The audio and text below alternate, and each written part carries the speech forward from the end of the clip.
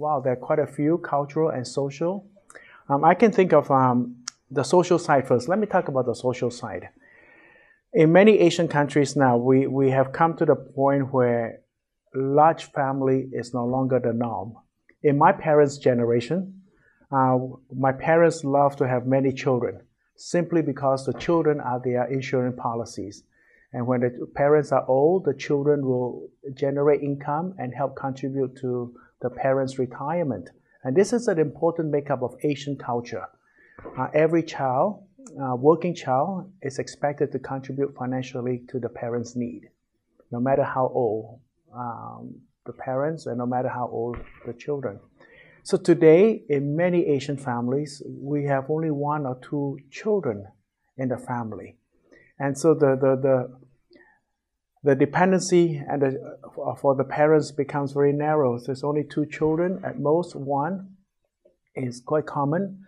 And for the only child to leave the family and serve overseas as missionary is a major constraint and deterrence for the child and for the parents, because if they do, who is going to support the parent?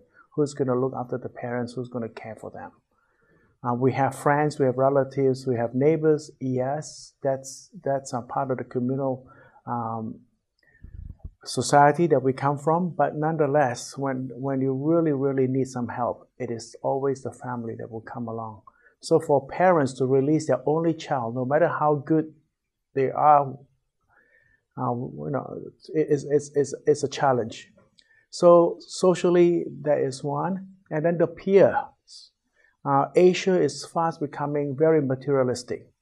And the young people talk about making money, having nice things, branded items, and all this.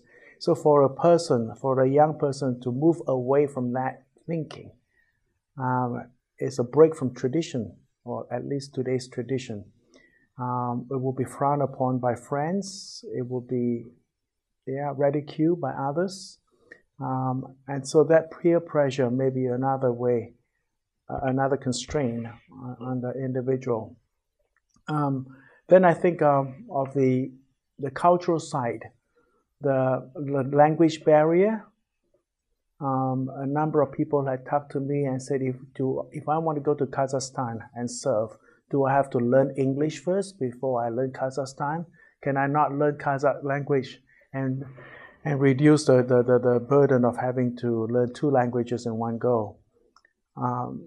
So many of the Western or many of the missionary organizations use English as the common language. So therefore, for these people, learning another language is an added pressure, and sometimes it can discourage them as well. I mentioned about financial support. Many come from smaller churches, and the church do not have the means to give them the kind of support placed upon them by established mission organizations. People that come from monoculture and monolanguage, like China, Korea, Japan, Indochina, it's an added challenge for them, culturally speaking. These are just some of the hurdles a person has to clear in order for them to be a part of a larger missionary force.